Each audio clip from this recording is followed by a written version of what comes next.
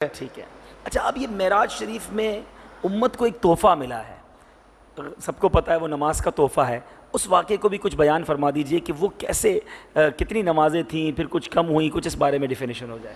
مختصراً اس طرح ہے کہ پہلے 50 نمازیں فرض ہوئیں، پھر واپس تشریف لائے، موسیٰ علیہ السلام سے ملاقات ہوئی، عرض کی زیادہ ہے تو کم کروائیں.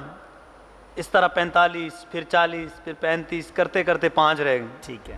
پھر بھی موسیٰ علیہ السلام نے عرض کی کہ حضور اس سے بھی کم ہو جائیں، 2 میری امت پر تھیں، بنی اسرائیل پہ تھیں، وہ ادا نہیں کر پاتے تھے، تو یہ 5 کہاں ادا کریں گے.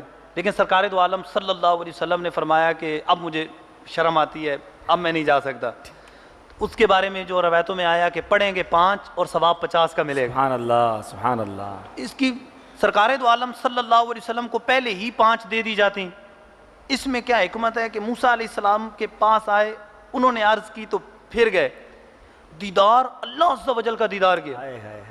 تو اب جو ملا تشریف لے آئے، پھر امت کی محبت میں پھر واپس گئے، بار بار دیدار بھی ہو رہا ہے، بار بار دیدار ہوتا گیا.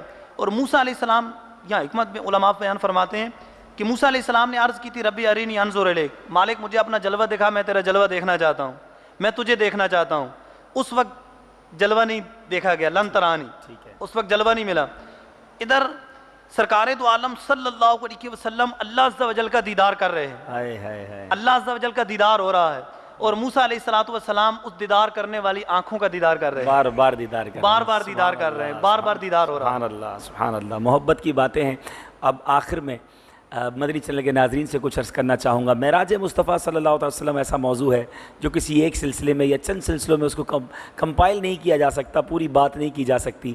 عشق و مستی کی باتیں ہیں، محبت کی باتیں ہیں، آقا علیہ الصلوۃ والسلام کے کمالات کی باتیں. یقیناً ان باتوں کو سن کر ہمارے دل میں مزید محبت رسول پیدا ہوتی ہے. اللہ تعالیٰ معراج والے دولہ صلی اللہ تعالیٰ علیہ وسلم کی برکتیں ہم سب کو نصیب فرمائے. پیارے آقا علیہ الصلوۃ والسلام پر جو کچھ عطائیں وہاں ہوئیں ان میں ہمیں بھی حصہ عطا فرمائے. لیکن اے غلامان مصطفیٰ، اس رات ایک تحفہ ملا ہے امت کو، اور وہ ہے نماز. یقیناً نماز دین کا ستون ہے، نماز اللہ عز و جل کی خوشنودی کا سبب ہے. نماز سے روزی میں برکت ہوتی ہے، نماز بیماریوں کو دور کر دیتی ہے، نماز اندھیری قبر کا چراغ ہے. ہمیں نماز بالکل نہیں چھوڑنی چاہیے، کیونکہ نمازی کے لیے انعام یہ ہے.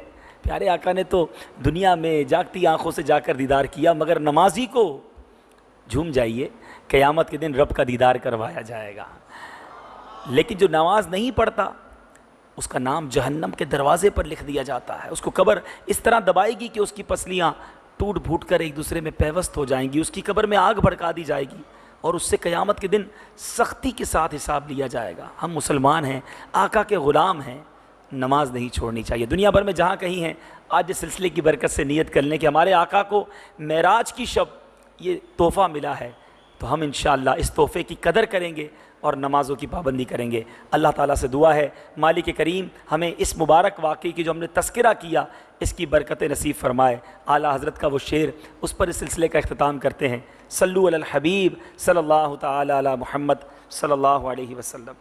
نبی رحمت شفیع امت، رضا پہ ہو للہ عنایت، اسے بھی ان خلعتوں سے حصہ جو خاص رحمت کے وہاں بٹے تھے. ہمیں بھی ان نعمتوں، ان خلعتوں سے حصہ جو خاص رحمت کے وہاں بٹے تھے. آمین بجاہ نبی الامین صلی اللہ تعالی علیہ وسلم.